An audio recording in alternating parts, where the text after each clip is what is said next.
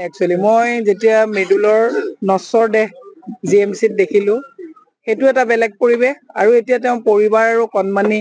ছোৱালী দুজনীক দেখা পৰিৱেশটোৰ লগত কম্পেয়াৰটো বেলেগ বেলেগ ধৰণৰ এটা পৰিৱেশ তাত পৰিৱেশটো এটা বেলেগ ইয়াত আহি পৰিৱেশটো বেলেগ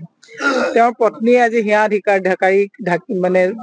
ঢাকৰি কান্দিবলৈ ধৰিছে যে মোৰ এই ল'ৰা ছোৱালী দুটাৰ দায়িত্ব কোনে ল'ব মই হিমন্ত বিশ্ব শৰ্মাক এটা কথা ক'ব বিচাৰিছো ক্ষমতা গাদী এইবিলাক থাকিব এইবিলাক ৰাইজে দিয়া নাই জানো তেওঁক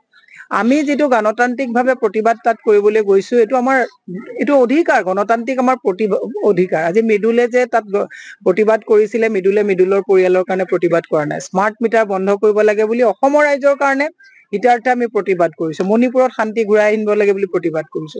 আদানিক দি দেশৰ অৰ্থনীতি থচনচ নকৰিবৰ কাৰণে প্ৰতিবাদ কৰিছো কিন্তু তাৰ অৰ্থটো তেওঁলোকে দমনমূলক যিটো নীতিৰে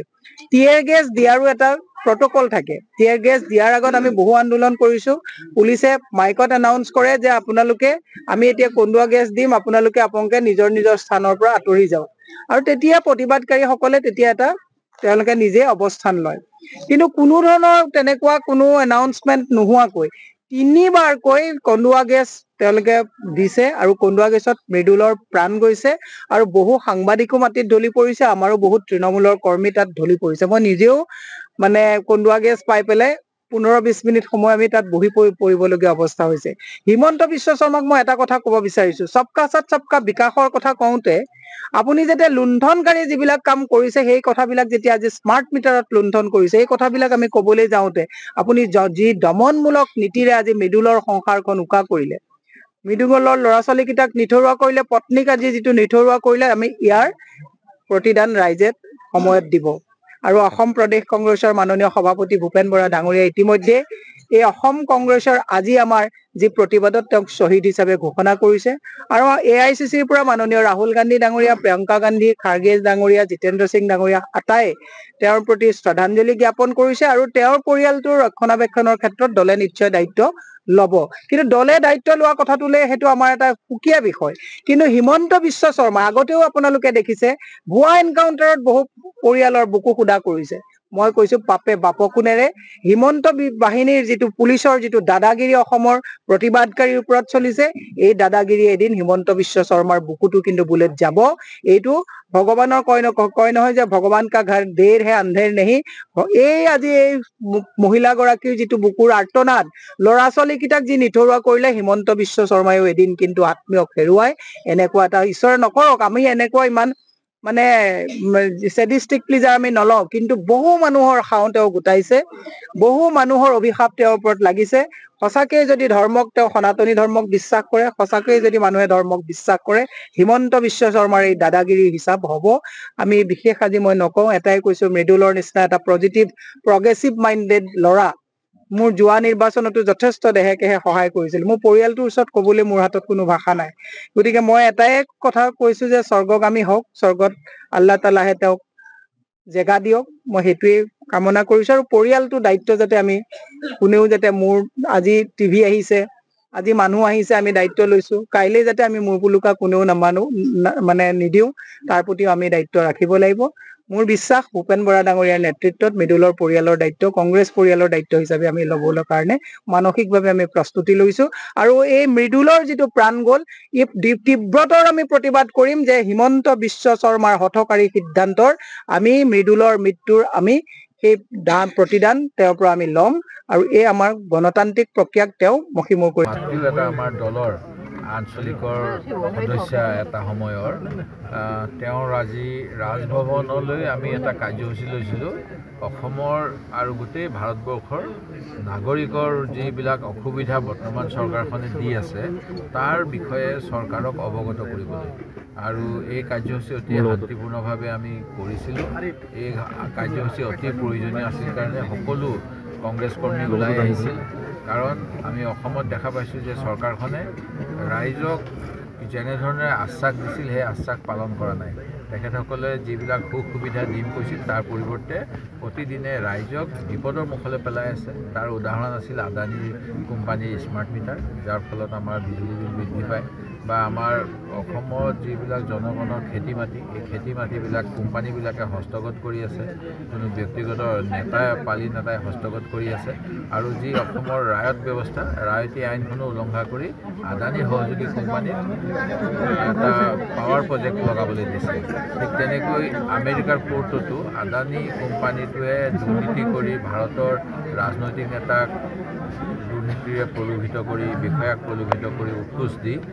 বিভিন্ন কাম আদায় কৰা, আৰু যিবিলাক ৰাষ্ট্ৰীয় সম্পদ কংগ্ৰেছে দিছিল সেইখিনি ব্যক্তিগতকৰণ কৰা যি ব্যৱস্থা হৈ আছে, এই গোটেইবিলাকৰ বিৰুদ্ধে দেশৰ জনগণৰ স্বাৰ্থত কংগ্ৰেছে কাৰ্যসূচী লৈছিল। ৰাজভৱনত গৈ চৰকাৰৰ বেয়া কাম উদঙাই দিব আৰু এখন তেখেতসকলক স্মাৰক পত্ৰ দিব। এই কথাটো আৰক্ষী প্ৰশাসনক আগতীয়াকৈ আমি অৱগত কৰিছিলোঁ, কিন্তু আজি আমাক বাধা দিয়া হ'ল আৰু টিয়াৰ গেছ অতিৰিক্তভাৱে আৰক্ষীয়ে বল প্ৰয়োগ কৰিলে। অসমত আৰক্ষী কেনেকুৱা কাম কৰি আছে আপোনালোকে জানেই। বটদ্ৰৱাত কেনেকৈ বুলডোজাৰ চলাইছিল, যি বুলডোজাৰ সুপ্ৰিম কোৰ্টে অযুক্তিকৰ বুলি ক'লে। ঠিক তেনেকৈ আমাৰ যিবিলাক পুলিচৰ জিম্মাত থকা ব্যক্তিসকলক কেনেকৈ হত্যা কৰা হয়, মানে তেওঁলোকে পলাই যাব বিচাৰিছে বুলি কৈ, বা ঢিঙত এজন মানুহ কেনেকৈ পুখুৰীত পৰি মৃত্যু কৰিলে, এই গোটেইবিলাকে পুলিচে যে আইনৰ ঊৰ্ধত কাম কৰিব বিচাৰে তাৰ এটা প্ৰমাণ আজি আমি পালোঁ ৰাজভৱন চৌহদত, যেতিয়া টিয়াৰ গেছৰ এটা নহয় 3টাকৈ তাত টিয়াৰ গেছ বিস্ফোৰণ ঘটোৱা হ'ল, আৰু তাৰ ফলত শ্বাস প্ৰশ্বাসৰ কষ্ট হৈছিল। অকল আমাৰ নহয়, আজি আপোনালোকৰ লগৰ বহুত 11জন সংবাদকৰ্মী আজি তাত শ্বাস প্ৰশ্বাসৰ কষ্ট আঘাত পাইছে। আমি ইয়াৰ ন্যায়িক তদন্ত বিচাৰিছোঁ, আমি উপযুক্ত ক্ষতিপূৰণ চৰকাৰৰ পৰা বিচাৰিছোঁ, আৰু আমাৰ ফালৰ পৰা আমাৰ ৰাইজৰ হকে মাত মতাৰ কাৰণে দেশৰ স্বাধীনতা সংগ্ৰামত যেনেকৈ কংগ্ৰেছৰ শ্বহীদ হৈছিল, বৰ্তমান সময়তো বিজেপিৰ ভুল নীতিৰ বিৰুদ্ধে প্ৰতিবাদ কৰা অসমৰ প্ৰথমজন শ্বহীদ আমাৰ দলৰ এই মৃদুল ইছলাম ডাঙৰীয়াৰ আজি আমি তেখেতৰ বাসগৃহলৈ আহিছোঁ। তেখেতৰ দুটাকৈ কণমানি শিশু আছে, তেখেতৰ বৃদ্ধা মাতৃ আছে, ভাই ককাই আছে, পত্নী আছে। আমি অতি এটা শোকাকুল পৰিৱেশত আজি তেখেতসকলৰ ঘৰত আহি উপস্থিত হৈছোঁ। প্ৰদেশ কংগ্ৰেছৰ এটা উপসভানেত্ৰীসকল, সাধাৰণ সম্পাদিকা, AICCৰ সম্পাদিকা আৰু অন্যান্য জিলা কংগ্ৰেছৰ বিষয়ববীয়া, আমাৰ বিধায়িকা নন্দিতা দাস, আমি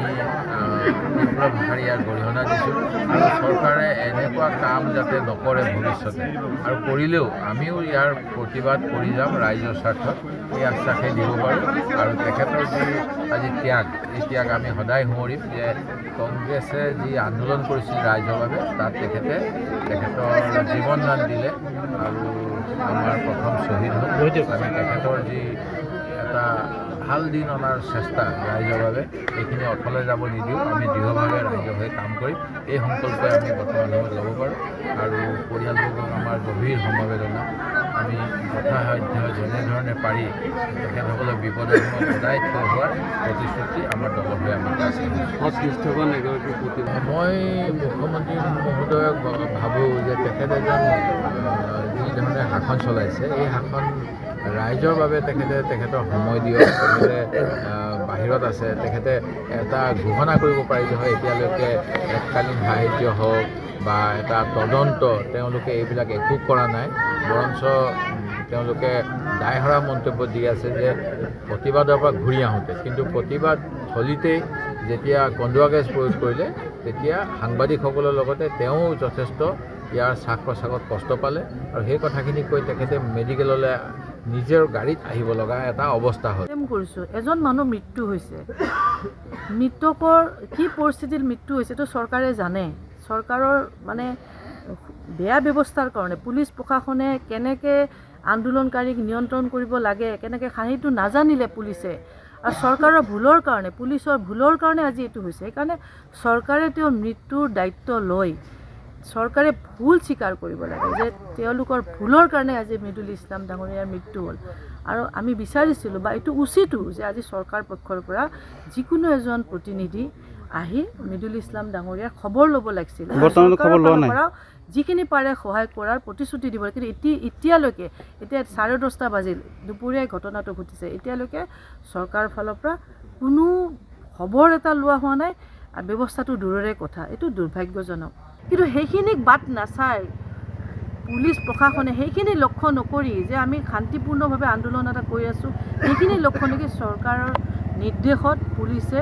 টিয়াৰ গেছ যিটো সন্মুখতে মাৰি আমাৰ এজন মানে প্ৰতিভা সম্পন্ন ব্যক্তি, আমাৰ যুৱ নেতা,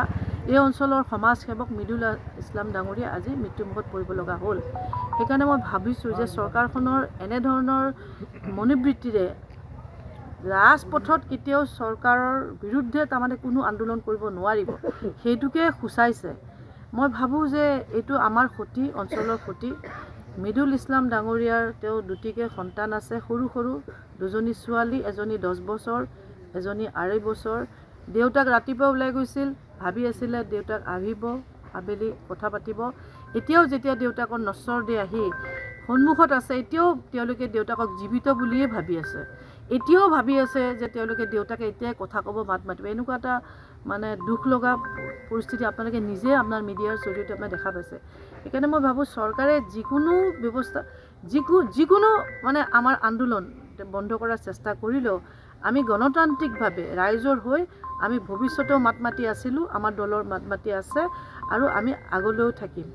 আজি আমাৰ ইয়াতে আমাৰ CLP লিডাৰ দেৱত শইকীয়া ডাঙৰীয়া আহি গ'ল, আপোনালোকে এতিয়া দেখা পালে। আমাৰ প্ৰাক্তন মন্ত্ৰী পনীতি ফুকন ডাঙৰীয়ানী আহিছে, আমাৰ AICC ছেক্ৰেটাৰী আমাৰ ৰজিনা তিৰ্কী আহিছে, ৰামান্না বৰুৱাকে আদি কৰি আমাৰ APCCৰ পৰা এটা সজাতি দল আহি পৰিয়ালবৰ্গক সমবেদনা জ্ঞাপন কৰিলে। লগতে আমাৰ অহাকালি জানাজা 10টা বজাত হ'ব আৰু এই জানাজাত আমাৰ সভাপতি APCCৰ সভাপতি ভূপেন বৰা ডাঙৰীয়া আহিব আৰু কেইবাজনো বিধায়ক আহিব, সাংসদ আহিব। লগতে অহাকালি আবেলি 3টা বজাত আমাৰ সাংসদ মাননীয় গৌৰৱ গগৈ ডাঙৰীয়াও এই পৰিয়ালক খবৰ ল'ব আহিব। ইতিমধ্যে আমাৰ AICCৰ প্ৰেছিডেণ্ট মাল্লিকাৰ্জুন খাৰ্গে ডাঙৰীয়াই ফোন যোগে আমাৰ মৃদুল ইছলাম ডাঙৰীয়াৰ পত্নী আমাৰ পাৰবিন ডাঙৰীয়ানীক, হামিদা পাৰবিন ডাঙৰীয়াক ফোন যোগে সমবেদনা জনাইছে আৰু কৈছে যে ৰাহুল গান্ধী ডাঙৰীয়াও এতিয়া চেষ্টা কৰিছে যোগাযোগ কৰিব, তেওঁ খবৰ লৈ আছে। আৰু আমি পাৰ্টিৰ ফালৰ পৰা AICCৰ ফালৰ পৰা যিমানখিনি পাৰোঁ তেখেতসকলক আমাৰ ফালৰ পৰা ছাপোৰ্ট আছে আৰু ভৱিষ্যতেও এই পৰিয়ালটোৰ কাৰণে আমি আমাৰ দলৰ তৰফৰ পৰা আৰু মই বিধায়ক হিচাপে, লোকেল MLA হিচাপেও যিখিনি কৰিব পাৰোঁ আমাৰ ফালৰ পৰা সম্পূৰ্ণ আমি সহায় কৰিম এই পৰিয়ালটোক। আমি জানিব পাৰিছোঁ যে মৃদুল ইছলাম আগন্তুক পঞ্চায়ত নিৰ্বাচনত প্ৰতিনিধিত্ব আগবঢ়াব বিচাৰিছিল, আপুনি কিমানখিনি? তেওঁ এজন সক্ৰিয় কংগ্ৰেছ কৰ্মী আৰু তেওঁ পাৰ্টিত লাগি আছিলে। তেওঁ কোৱা নাছিল যে তেওঁ টিকেট লাগিব, কিন্তু হয়তো মনে মনে তেওঁ যিমানখিনি কাম কৰি আছিলে নিষ্ঠাবান কৰ্মী হিচাপে তেওঁ পোৱাৰ যোগ্য আছিলে। তেওঁ ৰাজনীতিত কাম কৰিব, ৰাজনীতিৰ জৰিয়তে ৰাইজৰ সেৱা কৰিব তেওঁৰ এটা মন আছিলে। খুব ব্যস্ততাৰ মাজত তেওঁ যিহেতু এজন অধিবক্তা, যথেষ্ট ব্যস্ততা, তাৰ মাজতো তেওঁ সমাজৰ কাৰণে, দলৰ কাৰণে কাম সদায় কৰি আছিলে। আৰু মই ভাবোঁ এতিয়াতো তেওঁৰ সপোন তেওঁৰ লগত গুচি গ'ল। আমি তেওঁ কিবা বিচাৰতো এতিয়া দিব নোৱাৰিলোঁ। তথাপিও পৰিয়ালটোৰ প্ৰতি আমাৰ যিখিনি দায়বদ্ধতা, কৰ্তব্য আমি সেইখিনি পালন কৰি যাম।